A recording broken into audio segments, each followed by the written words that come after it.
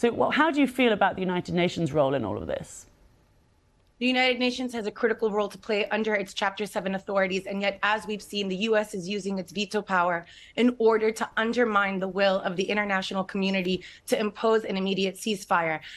I thought it very strange that you're challenging me far more than you challenged the speaker before me on your point about hospitals. As journalists, we should examine that Israel has used the talking point about hospitals in its invasion of Gaza in 2008, in 2012, in 2014, in its invasion in Lebanon in 2006. None of those claims have been verified. Right now, there are no foreign journalists in the region because Israel does not allow them in. And so what here, is the answer, though? Rather than this challenge these and ask Israel to demonstrate that, in fact, they're being used as human shields, instead, we're here discussing state propaganda and talking points. Meanwhile, the evidence speaks for itself.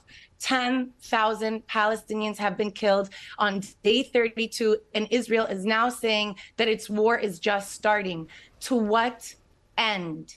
Is the international community willing to sacrifice 2.2 million people in order for Israel to achieve its stated goals? This cannot be achieved through a military solution.